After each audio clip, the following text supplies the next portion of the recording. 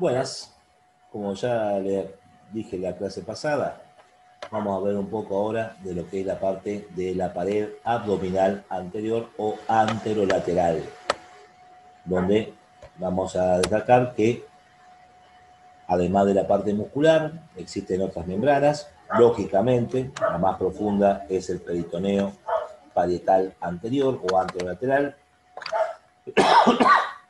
Le sigue una membrana fibrosa propia, que se llama fascia transversalis, y después viene la parte de los músculos con sus correspondientes aponeurosis.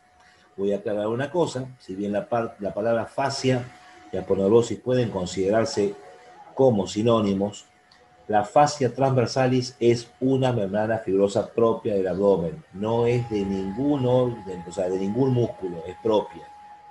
En cambio, después viene un músculo llamado transverso, que tiene su propia aponeurosis, pero ya es una membrana fibrosa diferente. Y después, por supuesto, vienen las aponeurosis de los demás músculos. Cuando hablamos de esta pared, primero lo vamos a definir formada por músculos largos y músculos anchos. Los largos son el recto mayor del abdomen y el piramidal del abdomen, que es un músculo inconstante. Y los anchos, de la profundidad a la superficie, tenemos en el plano profundo al transverso del abdomen, en el plano medio al oblicuo menor, algunos lo llaman oblicuo interno, y en el plano superficial al oblicuo mayor del abdomen, que algunos lo llaman oblicuo externo. Los tres músculos anchos están, por ser anchos, son delgados en cuanto al espesor, cubren superficie y están cubiertos cada uno por dos láminas fibrosas que son sus aponeurosis con su nombre. Que es una hoja profunda, una superficial, de la aponeurosis del transverso, lo mismo para el oblicuo menor y lo mismo para el oblicuo mayor. En lo que respecta primero a los músculos largos, tenemos el recto mayor del abdomen, el cual es un músculo de tipo poligástrico. Significa que tiene tres vientres musculares o más unidos por tendones intermedios denominados intersecciones tendinosas. Puede tener de 3 a 5 vientres con 2 a 4 intersecciones tendinosas. Acá tenemos uno de 3, por ejemplo. Independientemente de cuántas sean, siempre la última, en sentido descendente, corresponde al ombligo.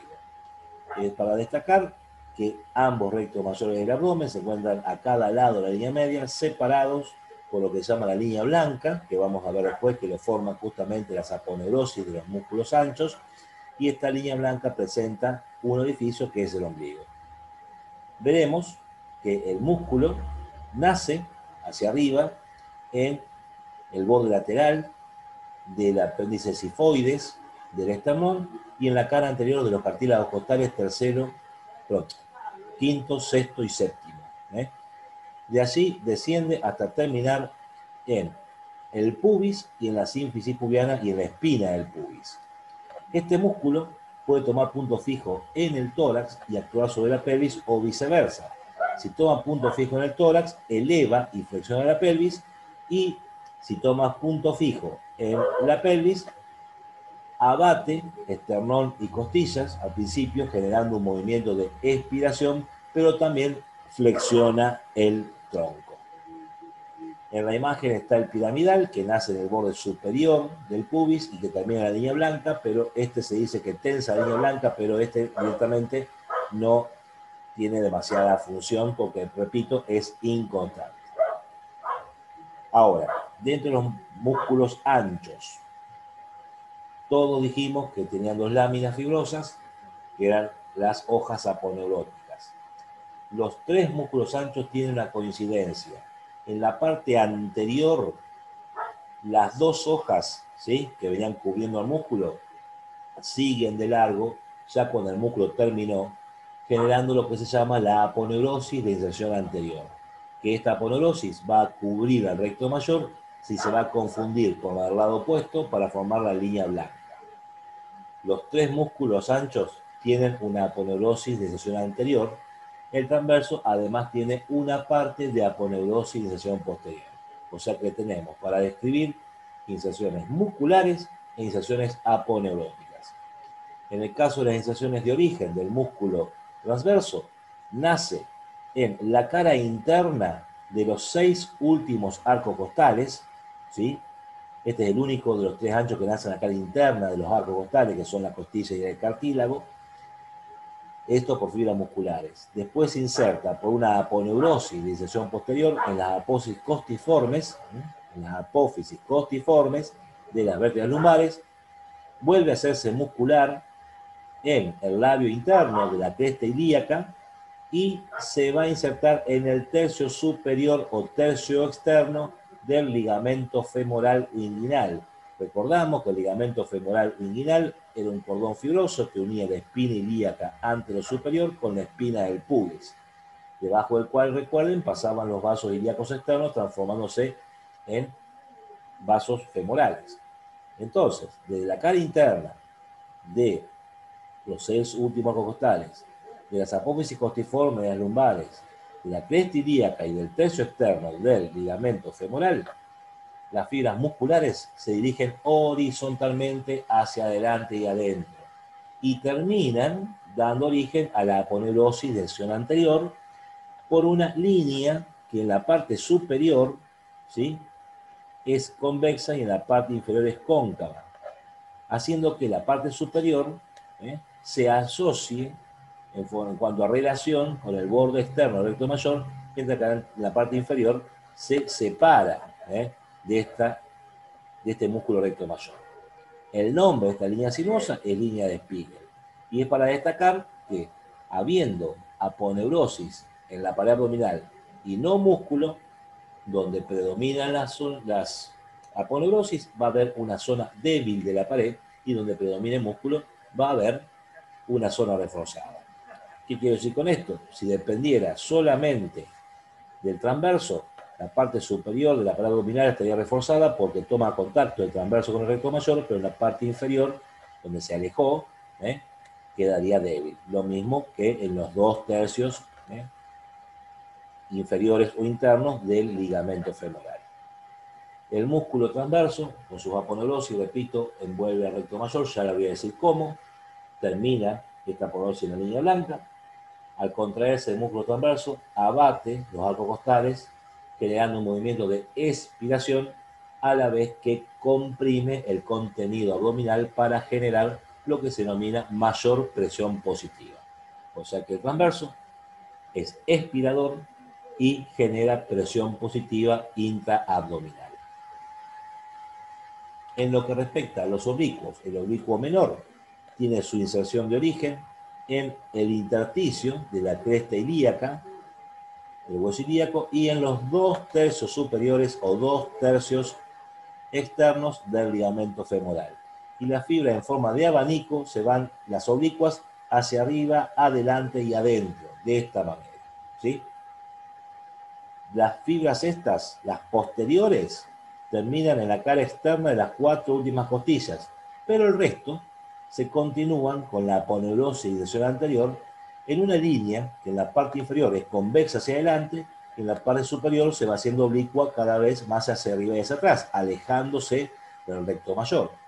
Por lo tanto, la parte inferior, ¿sí?, del abdomen, en este caso, quedaría reforzada por el oblicuo menor y débil en la parte superior. Pero recuerden que debajo ya estaba el transverso reforzando la parte superior. El músculo oblicuo menor, por su dirección de fibras, actúa de una manera diferente y hay que ver, vean el apunte, que depende del punto fijo y si se contraen los 2 o uno solo. Con punto fijo en la pelvis, en forma bilateral, abate las costillas, por lo que es expirador y genera presión positiva. Eso bilateralmente. Entonces, los 2 oblicuos menores con punto fijo en la pelvis abaten las costillas, por lo que son expiradores y generan presión positiva abdominal. Pero se contrae uno solo, con punto fijo en la pelvis, inclina y rota el tórax hacia su lado. Y ocurre algo diferente si toma punto fijo en las costillas. En forma unilateral actúa sobre la pelvis. Entonces, ¿qué hace? Rota la pelvis hacia el lado opuesto del músculo que se contrae. O sea, si contraigo el oblicuo menor derecho con punto fijo del tórax, perdón, rota la pelvis hacia el lado izquierdo. Y vamos al oblicuo mayor, que es más amplio y más, perdón, salud, complejo. Este oblicuo mayor tiene su origen en la cara externa de las 7 u 8 últimas costillas. También es un abanico de fibras donde las fibras superiores son horizontales, las medias son oblicuas hacia abajo, delante y adentro, mano en el bolsillo para el oblicuo mayor, y las más posteriores e inferiores son verticales. Del conjunto de fibras, las posteriores, que son verticales, y algunas de las oblicuas, llegan a terminar en el labio externo de la cresta ilíaca, y el resto de las fibras oblicuas y horizontales se detienen en una línea de separación de la aponeurosis de inserción anterior que se extiende desde la espina ilíaca anterosuperior hacia arriba. O sea que a partir de ahí todo es aponeurosis de inserción anterior. En este caso no se acerca al recto mayor, salvo en el extremo superior. O sea que prácticamente por él no deja nada reforzado. Hay que destacar que la aponeurosis del oblicuo menor y el mayor, como ya dije, envainan el recto mayor, terminan en la línea blanca, porque eso es lo que hacen todos los músculos anchos. Pero también un detalle que es fundamental y lo voy a estudiar aparte, y es que la aponeurosis del oblicuo mayor se va a insertar en el ligamento femoral y en el pubis de una manera que es específica, y en todo el ligamento femoral. Pero destaco, repito, el transverso y oblicuo menor que se insertaron en el ligamento femoral lo hicieron por fibras musculares. El oblicuo mayor lo hace solamente por fibras aponeuróticas. Y esto lo muestro en la siguiente imagen.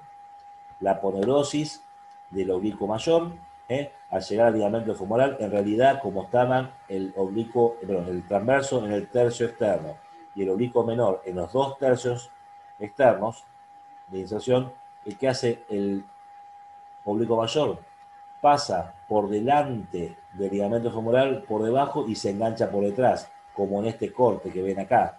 Ahí está el ligamento femoral, la aponeurosis como desciende, lo envuelve y queda después con tejido conectivo.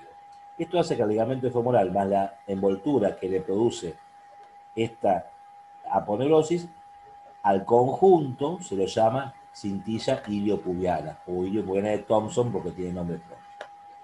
Entonces, la mayor parte de la aponeurosis del oblicuo mayor en el ligamento femoral lo hace envolviendo al ligamento, transformándolo en cintilla iliopubiana. Una parte de la aponeurosis sigue de largo sin envainar el ligamento y termina en el pubis formando lo que se llama el ligamento de Zimmermann. Y por último, tiene 2 espesamientos, uno que está en blanco y otro en sombreado, que son los pilares del oblicuo mayor. Un pilar externo que termina en la espina del pubis del mismo lado, un pilar interno que se cruza para terminar en la espina del pubis del lado opuesto, ¿sí? Puede existir un pilar posterior que de existir hace lo mismo que el interno por detrás, también va a la espina del pubis opuesta, generando entonces entre los pilares externo e interno un ángulo agudo abierto hacia abajo. Entre ambos pilares, el ángulo agudo queda cerrado por fibras llamadas fibras arciformes, de manera que con la cresta del pubis abajo, las fibras arciformes arriba, el pilar externo hacia afuera y los pilares internos cruzándose hacia adentro, queda un anillo más o menos elíptico, acá parece cuadradito, pero es más o menos elíptico. Calculen que es como la superficie del pulpejo un dedo índice, que eso lleva el nombre de orificio superficial del trayecto inguinal. El espacio por donde, por ejemplo, descendió el testículo, donde desarrollo intrauterino, donde pasa el cordón espermático por ende, o en el caso de la mujer, por donde pasa el ligamento redondo del útero. Este oblicuo mayor, ¿sí?, también, como el oblicuo menor, tiene funciones, con punto fijo en la pelvis y en el tórax, y que varía si son bilaterales o unilaterales. Si la contracción es bilateral, simultánea, con punto fijo en la pelvis, también abate las costillas, es expirador, ¿sí?, y genera presión positiva abdominal. Pues estoy a punto fijo en la pelvis de un solo lado, rota el tronco al lado opuesto, o sea que si contraigo el derecho, el tronco se va hacia la izquierda. Pero si tomo a punto fijo unilateralmente en el tórax, ¿sí? Actúa sobre la pelvis, girando la pelvis hacia el mismo lado del músculo que se contrae. O sea, yo contraigo el oblicuo mayor derecho, ¿sí? Con punto fijo en el tórax, giro la pelvis hacia la derecha. ¿Eh? Y si está con punto fijo en la pelvis, roto el tórax al lado izquierdo. ¿Eh? Todos los músculos, todos los músculos anchos son inervados por los 6, anchos y largos, también el recto mayor. Los 6 últimos nervios intercostales y los nervios abdomenogenitales mayor y menor, su rama abdominal, del plexo lumbar.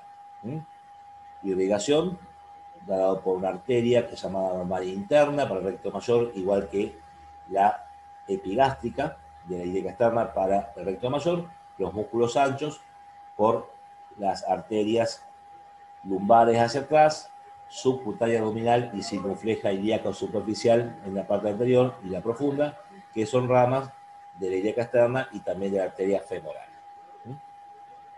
Bien. La presencia, les decía, de distintas zonas con mayor cantidad de músculos o mayor cantidad de aponeurosis hace que donde haya más aponeurosis hay menos resistencia por tono muscular y por lo tanto son zonas débiles o herniarias. Una es el trayecto inguinal, que se debe describir, otra es el ombligo, otra línea blanca o línea alba y una pequeña línea llamada línea blanca externa, que esta se encuentra por fuera del recto mayor, a la altura del ombligo, formado por las aponeurosis y los músculos anchos. Antes de pasar al trayecto, les muestro lo que les decía hoy. Estos son dos cortes horizontales, que es lo que pasa en el abdomen, en los 2/3 superiores del abdomen y en el tercio inferior, con los rectos mayores que tienen la R.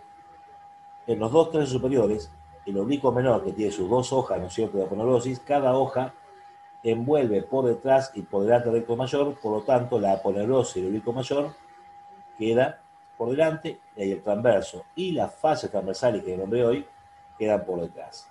¿Sí? Acá en el medio, me olvidé poner el nombre, pero acá sería la línea blanca, donde se entrecruzan todas las aponeurosis y los músculos anchos. Y acá al costado estaría la línea blanca externa, también formada por esa aponeurosis. Se dice entonces que la vaina de los rectos en los 2/3 superiores tiene una hoja anterior formada por la aponeurosis de inserción anterior del oblicuo mayor más la hoja superficial de la aponeurosis del oblicuo menor.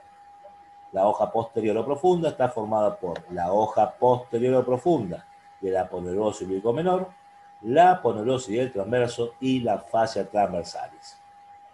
En el tercio inferior, todas las aponeurosis quedan por delante del recto mayor, es decir, la hoja anterior o superficial de la vaina lo forman la aponeurosis del oblicuo mayor más la aponeurosis del oblicuo menor más la aponeurosis del transverso, quedando solamente como una hoja, como parte de la hoja posterior, la fascia transversalis. Esa es la vaina.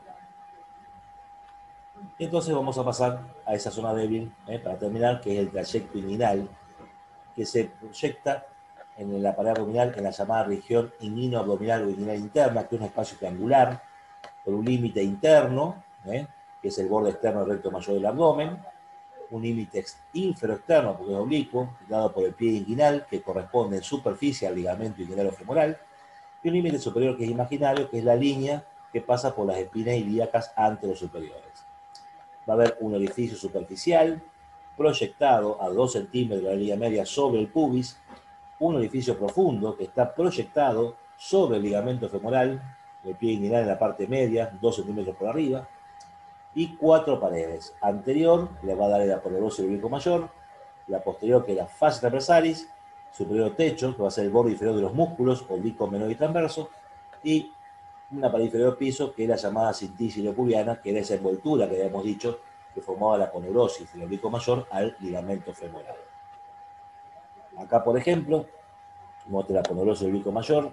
Recuerden que detrás ya están pasando, así en forma horizontal, las fibras del oblicuo menor y transverso.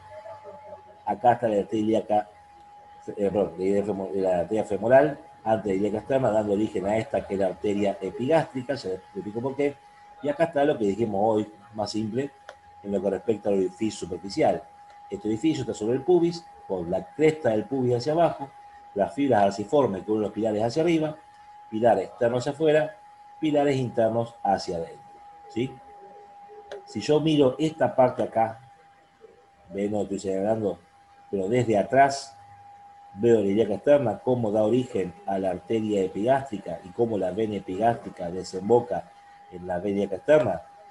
Esta vuelta que hace, esta curva, recibe el nombre de callado de los vasos epigástricos.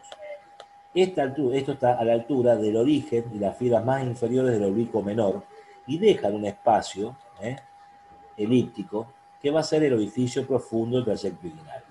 Varía a esa altura, pero acá no se podía ver.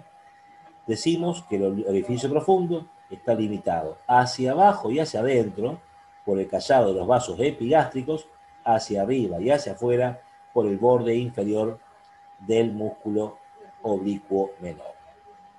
Y las paredes en un corte antero-posterior, visto desde adentro, vemos que la pared anterior lo forma la aponeurosis del oblicuo mayor. La pared posterior, las fascias transversales. El piso, el ligamento femoral con la aponeurosis que lo envuelve, formando la cintilla iliopubiana de Thompson, en la pared inferior piso. Y como están pasando así horizontales, la fibra del oblicuo menor y el transverso, al corte, el borde inferior del oblicuo menor, el borde inferior del transverso y el tejido adiposo que separa los oblicuos forman el techo o pared superior del trayecto inguinal. El contenido del trayecto inguinal, dependiendo si es hombre o mujer, en el hombre cordón espermático, en la mujer ligamento redondo, pero en ambos sexos va a haber nervios que están destinados a los genitales o nervios sensitivos, que son las ramas genitales de los nervios abdómeno genital mayor, abdómeno genital menor y genitocrural. Recuerden que estos nervios eran ramas colaterales del plexo lumbar. Bien, con esto termina ya la parte de la pared abdominal. Quedan algunas cositas, voy a dar músculos masticadores y luego si queda algún tema más para la próxima clase. Éxitos, nos vemos pronto.